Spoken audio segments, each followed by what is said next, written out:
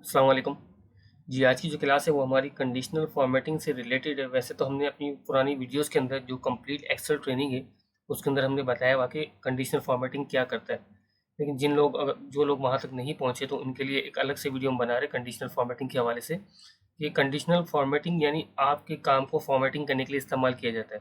अब वो किस तरह से होता है, सपोज़ करें कि ये आपके प्रोडक्ट्स हैं और ये उनकी क्वार्टरली टोटल सेल्स आ रही है, यानी क्वार्टरली सेल भी आ रही है और ये उसकी तमाम क्वार्टर्स की टोटल सेल्स आ रही है। तो अब इसके अंदर हम कुछ कंडीशंस लगाना चाहते हैं और वो किस तरह की कंडीशंस होती हैं वो यहाँ पर आप इसको हाईलाइट करवाना चाहते हैं ग्रेटर देन।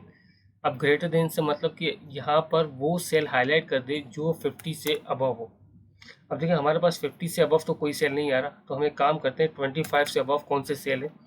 तो जैसे हमने 25 लिखा और ओके कर दिया, तो अब इसका फ़ायदा ये होगा कि जब भी यहाँ पर कोई भी ऐसा सेल आएगा जो 25 से ज़्यादा होगा, फॉर एग्जांपल यहाँ पे 30 आ गया, तो अब देखें वो ऑटोमेटिकली हाईलाइट होता रहेगा। इसी तरह 50 आ गया। तो ये आपका कंडीशनल फॉर्मेटिंग काम करता है उस सेल को हाईलाइट करने का जिसके ऊपर आपने जो कंडीशंस लगाई है ग्रेटर देन की। अगर आप ये कंडीशन नहीं लगाना चाह रहे तो आप यहाँ से clear rule from selected cells कर देंगे तो वो कंडीशन यहाँ से ख़त्म कर देगा। इसी तरह बिल्कुल सेम टू सेम आप एक नेगेटिव यानी कि लेस देन में भी जा सकते हैं, यानी कम में जा सकते हैं कि मुझे 20 से अंडर, जो 20 के अंडर हो या जो 25 के अंडर हो वो सेल हाईलाइट करके दिखाएं कि किन प्रोडक्ट्स की मेरी सेल जो है वो 20-25 के अंदर है। तो अब देखिए जितने भी यहाँ पर सेल आपके हैं वो जो 25 से अंडर वाले हैं, ओके किया हमने, तो अब सिर्फ उनको ही सेलेक्ट किया इसने जो 25 के अंडर में, बाकी 27, 50, 30 इनको सेलेक्ट नहीं किया। इसी तरह यहाँ पर हम इसको दोबारा ये रिमूव कर देते हैं। अगला आपके पास दिया हुआ है बिटवीन। अब बिटवीन से मतलब कि दरमियानी, कि आपने कहा कि 20 से लेकर 30 के दरमियान कौन से सेल हमारे आ रहे हैं। तो अब देखें 90 को और 50 को इसने छोड़ दिया क्योंकि हमने 20 और 30 यानी हमने कहा 20 से लेकर 30 के दरमियान जो भी हमारे सेल्स आ रहे हैं उनको हाईलाइट कर दें। बिल्कुल सेम टू सेम यही चीज़ आपके पास इक्वल टू में यूज़ होती है। आपने कहा कि मुझे ये बताया कि 30 के बराबर कितने सेल हैं, यानी वो सेल बता दें जिनमें 30 लिखा हो। तो अब जितने भी सेल आपके 30 वाले होंगे वो सारे हाईलाइट कर देगा। फॉर एग्जांपल आपने कहा कि 22 वाले मुझे सेल्स बता दें। क्लियर। या आप यहाँ पे जीरो भी लगा सकते थे कि अब अगर कभी कोई जीरो वाला सेल आए तो वो मेरे पास हाईलाइट हो जाए। तो सपोज करें अगर यहाँ पे जीरो हो तो ये क्या करेगा, उसे हाईलाइट कर देगा। क्लियर। इसे अनडू कर देते हैं। अच्छा, इस रूल्स को फिलहाल भी हम यहाँ से हटा देते हैं।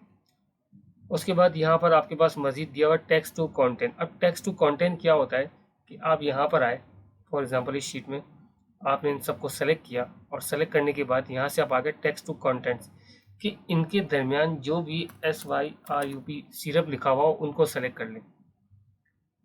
तो अब देखिए उनको हाईलाइट कर दिया इसने, यानी जहाँ पर भी सिरप लिखा हुआ है उन सबको इसने हाईलाइट कर दिया। इसी तरह अगर आप कहते हैं कि मुझे यहाँ पर सिर्फ वो बताएं जो MUTTON मटन लिखा हुआ आ रहा है तो उन सेलों को हाईलाइट्स करके दिखा दे। तो ये टेक्स्ट के लिए यूज़ होता है आपका।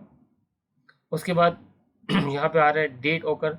डेट ओकरिंग यानी कि अगर आपने कोई डेट दी हुई होती है और आप कहते हैं कि मुझे येस्टरडे वाली शीट्स बता दे या टुडे वाली रिकॉर्ड बता दें या फिर टुमारो वाले, तो ये सारे डेट से रिलेटेड है। तो इसका एक एग्जांपल हम देख लेते हैं यहाँ पर किस तरह से। यहाँ पे हम आए, यहाँ पर हमने एक डेट डाल दी, फॉर एग्जांपल 26/8/2022। और इसी तरह इसको थोड़ा सा छोटा कर लेते हैं हम। यहाँ पे हमने डाल दी 25, यानी कल की डेट डाल देते हम 2022। अब ये हम सारे यहाँ पर रिवर्स कर लेते हैं कि पूरी सारी डेटें रिवर्स हो जाए, पीछे हो जाए। अब इन सबको हमने सेलेक्ट किया और यहाँ पर हम अगर डेट ओकर में आते तो येस्टरडे यानी कि येस्टरडे वाले रिकॉर्ड सेलेक्ट कर लें तो देखिए ऑटोमेटिकली इसने 25 को सेलेक्ट कर लिया क्योंकि आज 26 है तो येस्टरडे। इसी तरह आपने कहा टुडे, तो टुडे वाले सेलेक्ट कर लेगा। टुमारो यानी अगले दिन वाले, या लास्ट 7 डे, तो लास्ट 7 डे के हिसाब से ये सेल आपके बन रहे हैं।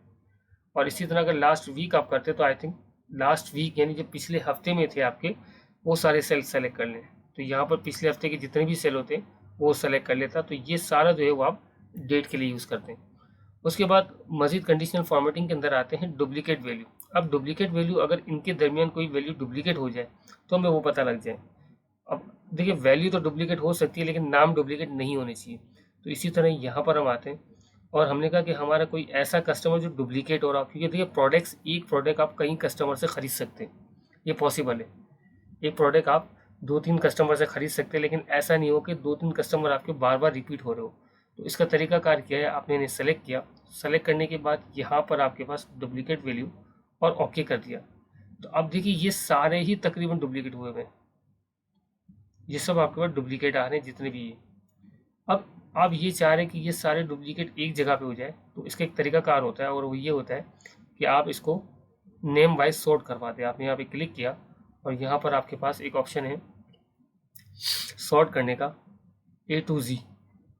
तो अब देखें आपके पास जो जो डुप्लीकेट था वो एक लाइन में आ गया। अब ये डुप्लीकेट नहीं था तो इसने इसको हाईलाइट नहीं किया। इसी तरह एंटोन को देखिए आपकी कितनी मरतबा डुप्लीकेट हुआ हुआ है।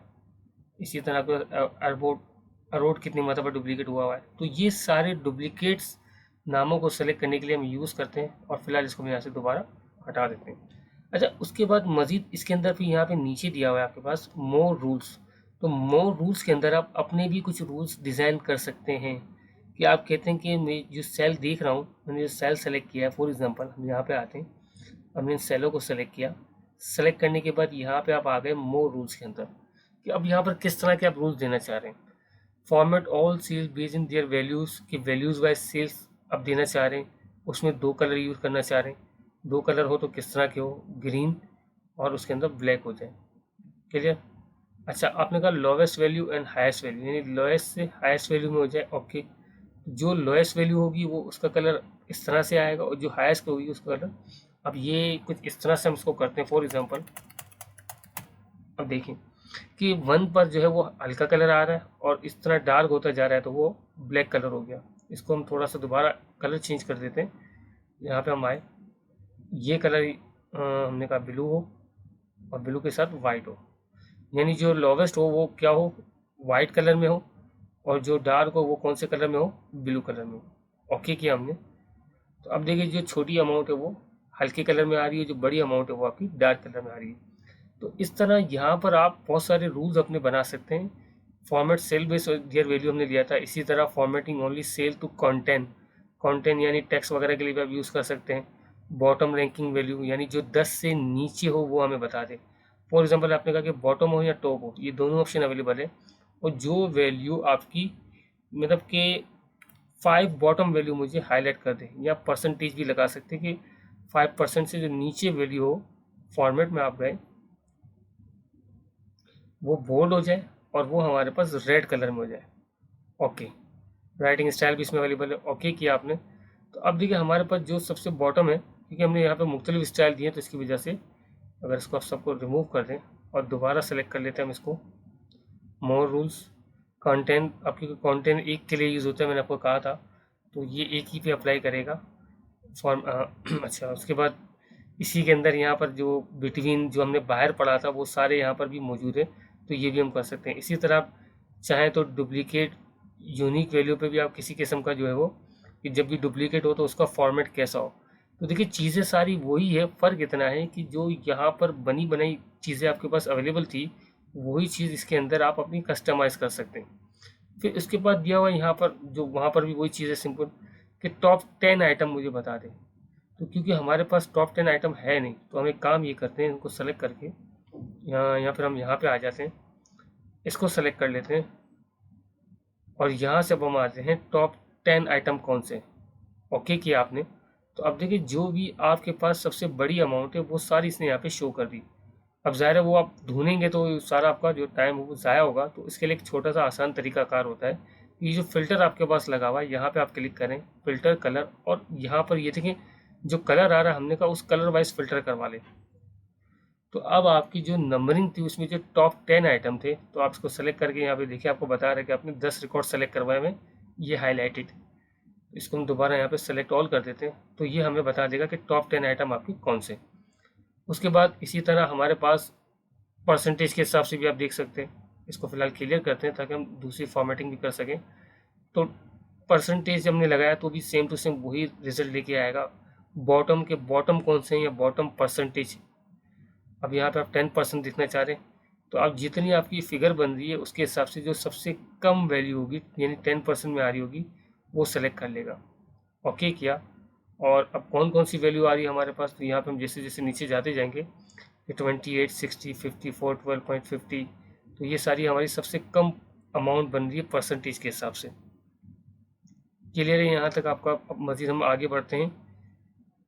उसके बाद हमारे पास दिया हुआ है यहाँ पर अबव एवरेज या बिलो एवरेज। अबव एवरेज यानी कि वही चीज़ कि आप जो भी अबव आ रहे हैं उन सबको सेलेक्ट कर लें, यानी एवरेज के हिसाब से 50%। अगर आपके पास फॉर एग्जांपल समझिए कि आपके पास टोटल रिकॉर्ड 278 आ रहे हैं, तो उन 278 में से तकरीबन इसने, अब देखिए यहाँ पर हम अगर सेलेक्ट करें तो ये तकरीबन 91 सेलेक्ट करके ले आया जो टॉप थे, क्योंकि इसमें डुप्लीकेट भी होंगे तो उनको काउंट नहीं किया होगा उसने, लेकिन जो उनका 50% जो बन रहा होगा टॉप अबव एवरेज पर्सन, तो वो सारे इसने सेलेक्ट कर लिए कि ये हमारे 50% टॉप के अमाउंट बन रही है। क्लियर? इसको हम यहाँ पे ऑल पे चेक लगा के क्लियर भी कर सकते हैं। और इन सबको हटाने के लिए फिर वही तरीका कार कि आप यहाँ से पूरी शीट में अगर हो तो पूरी शीट के लिए ये यूज़ करेंगे, अदरवाइज हमने जो सेल सेलेक्ट किया उसके लिए हम ये यूज़ करेंगे। अच्छा, उसके साथ फिर हमारे पास, क्योंकि हम इसको हाँ सॉर्ट तो नहीं कर सकते, क्योंकि हमने जो सॉर्ट किया हुआ है वो हमने प्रोडक्ट वाइज किया हुआ है या कस्टमर वाइज हमने इसको देखें सॉर्ट किया हुआ है। तो अगर हम इससे सॉर्ट करने जाएंगे तो ये सब कुछ हिल जाएगा। इसके तरीकाकार क्या होता है, आपके पास आपने इस कॉलम को सेलेक्ट किया और आप देखना चाह रहे हैं कि किधर कौन सी बड़ी फिगर आ रही है, तो उसके लिए देखिए एक सैंपल दिए हैं कि आप सिर्फ माउस रखेंगे तो वो आपको उसके कलर वाइज बता रहा है कि आप इनमें से कौन सा लेना चाह रहे हैं। अब फॉर एग्जांपल हमने यही सेलेक्ट कर लिया, यहाँ ये ले लिया।